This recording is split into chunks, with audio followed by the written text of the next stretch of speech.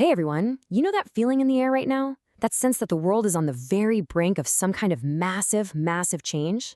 Well, today we're jumping into a really unique guide to that transformation, and it's based on decades of info from a source known as Bashar. So let's dive in, because this could be a look at the most pivotal moment in all of human history. So let's just ask the big question right off the bat. With all the chaos, all the uncertainty, is the world ending? I mean, we've been hearing about end times for centuries, right? But what if that's not the whole story? What if it's more like the end of the world as we know it? So, according to this perspective, we're looking at this all wrong.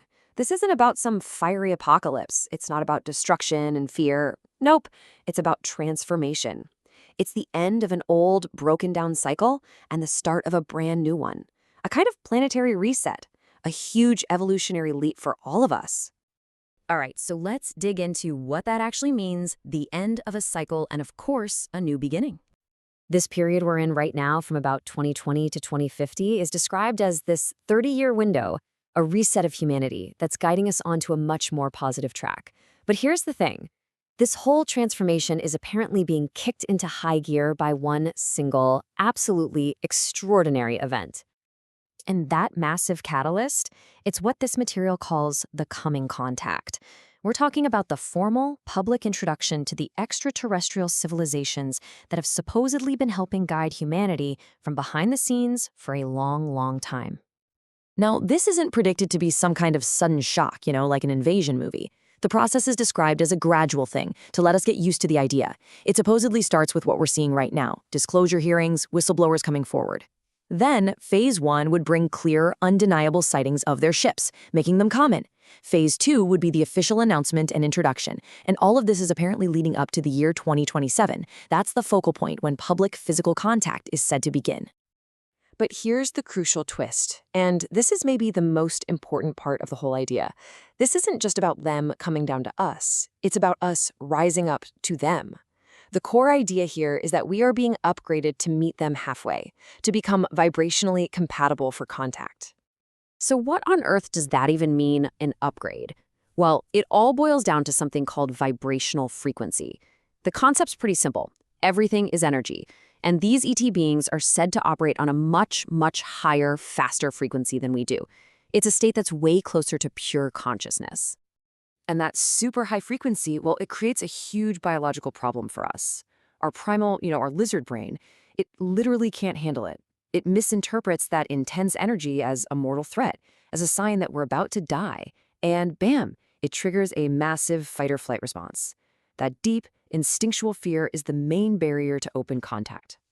And get this, the source claims this whole process is already well underway, just sort of behind the curtain. The quote is, in a sense, contact has already occurred. We just haven't been made completely aware of how. It's even suggested that hybrid beings who are genetically connected to both us and them are already living and working among us completely undetected, helping to pave the way for all this. Okay, so let's say this happens. What comes next? What would the world even look like? Let's explore the incredible changes that would just cascade through every single part of our lives. From this cosmic point of view, Earth has a really special job. It's described as a master university for the soul, a place you come for rapid transformation by experiencing deep polarity, from great darkness to great light. And it seems like humanity is approaching its graduation day. On a societal level, the changes would be fundamental. We'd see a huge shift away from rigid, organized religion toward a more direct, personal spirituality. We'd be invited to join a galactic community, which would pretty much naturally dissolve all the silly divisions between nations and belief systems here on Earth. Technologically, the leap would be almost impossible to imagine. I mean, just think about it. Unlimited free energy. That one thing alone ends poverty, scarcity, and our whole survival-based economy. Medicine would be totally transformed, focusing on vibrational and genetic therapies that could cure diseases right at the source. And maybe the most mind-bending part of all, our entire understanding of who we are would be rewritten. The source claims they can provide holographic recordings of our lost history, letting us see, not just read about, what really happened. Can you imagine witnessing ancient civilizations like Atlantis firsthand, finally filling in all the missing pages of our human story? It's wild. Now, this all sounds huge and cosmic, right? But the source material brings it all down to a very practical, very personal level. So, how does one person, you or me, prepare for a shift this monumental? And the key takeaway is this. Preparation isn't about building a bunker or stockpiling supplies. The preparation is entirely internal. The real work is to consciously raise your own frequency, to become a vibrational match for the new, more positive reality you actually want to experience. So how do you do that? Well, the source material offers one single, powerful tool for this. It's described as a complete instruction manual for life, and it's called, simply, the formula. And here it is, a 5-step process. 1. Act on your highest passion, your greatest excitement, to the very best of your ability. 2. Take that action as far as you possibly can. 3. Do it with absolutely zero insistence or expectation about what the outcome has to be. 4. Stay in a positive state no matter what happens, so you can receive the gift in any situation. And 5. Constantly examine your beliefs and consciously let go of the ones that no longer serve you. But why does this formula work? Because it's based on the fundamental nature of reality itself. The idea here is that physical reality isn't a real place that's just out there, separate from us. It's more like a projection, a mirror that's reflecting our own individual and collective consciousness right back at us.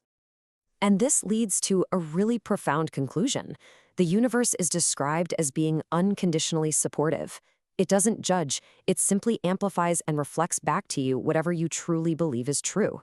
So if you believe life is a struggle, it will provide evidence for that. If you believe life is a gift, it'll support that just as strongly. And that leaves us all with one final powerful question.